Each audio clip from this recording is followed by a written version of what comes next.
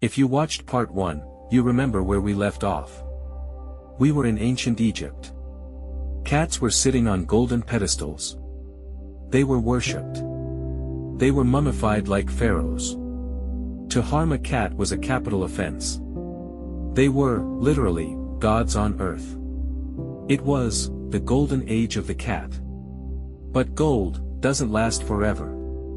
Today, we are following the cat as it leaves the warm sands of Africa and crosses the sea into Europe. And this is where the story gets complicated. This is where the story gets dark. Because when cats arrived in Europe, they didn't arrive as gods.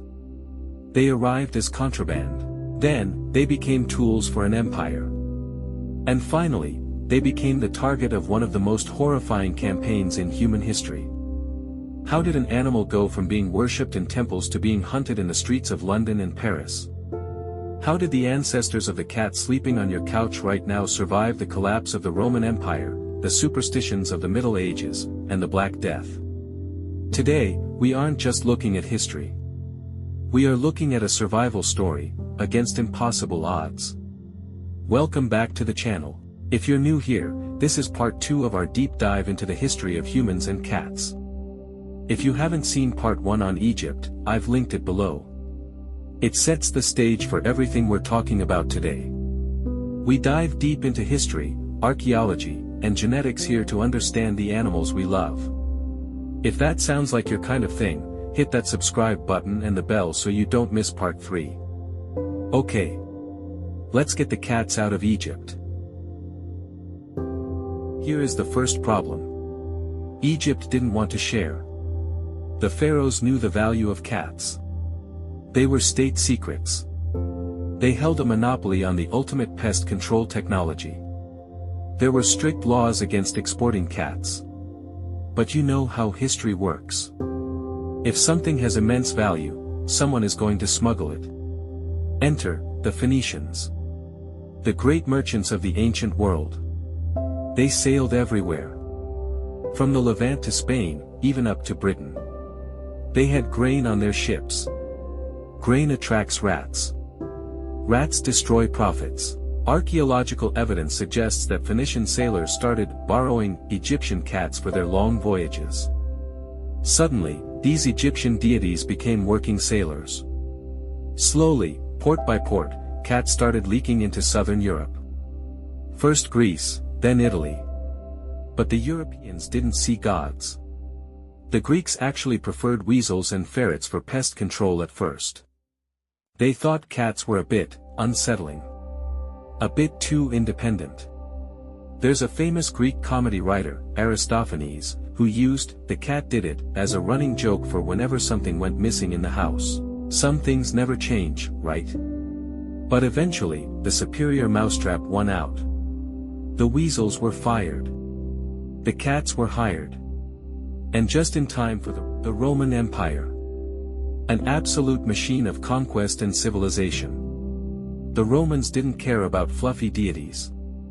They cared about logistics. They had an empire to feed. They had massive grain silos in Rome that needed protection. As the Roman legions marched north into France and Britain, cats marched with them. This is a crucial moment in genetics. This is when the African wildcat lineage truly became European. In fact, archaeologists in England found cat footprints dried into Roman roof tiles dating back to 100 AD. Just imagine a Roman soldier laying tiles, turning his back for 1 second, and a cat walking right across his wet clay. They were everywhere the Romans were. They were functional members of imperial society. They were respected, yes. But they weren't loved the way they were in Egypt. They were employees. But then, in the 5th century, the unthinkable happened. The Roman machine broke. The empire collapsed. Europe was plunged into chaos. Trade routes vanished. Cities emptied out. Knowledge was lost.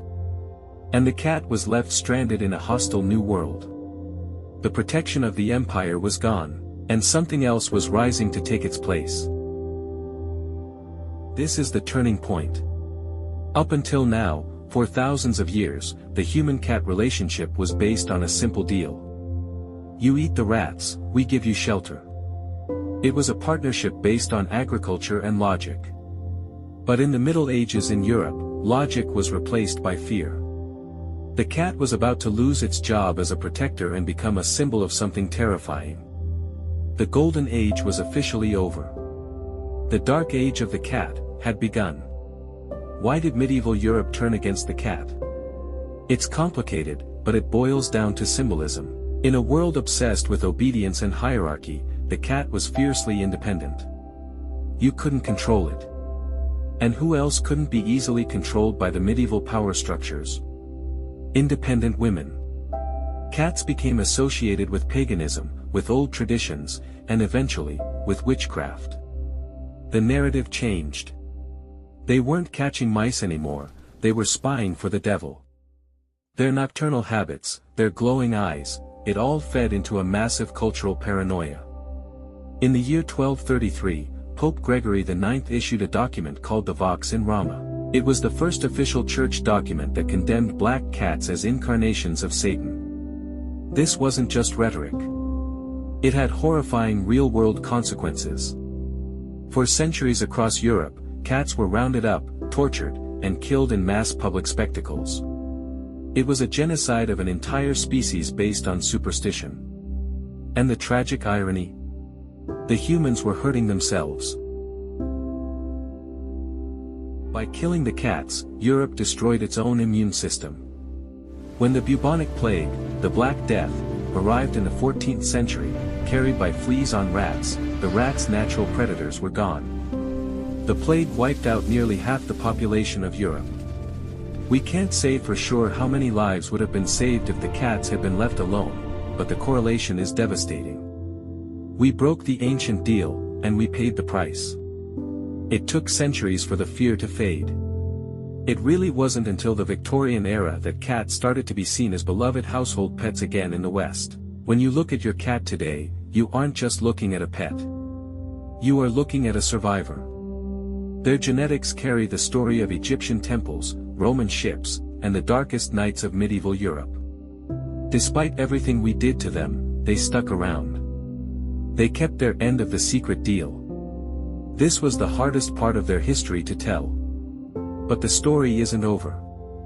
In part 3, we're going to bring the story into the modern era. We're going to look at how they finally conquered the world, how breeds were invented, and what modern science and DNA tell us about their future with us. If you learned something new today, please hit the like button and subscribe. It really helps these history documentaries get found by the algorithm. And tell me in the comments. Did you know about this dark chapter in their history? If you watch till the end, tell me your cat name in the comments. Thanks for watching. I'll see you in the next one.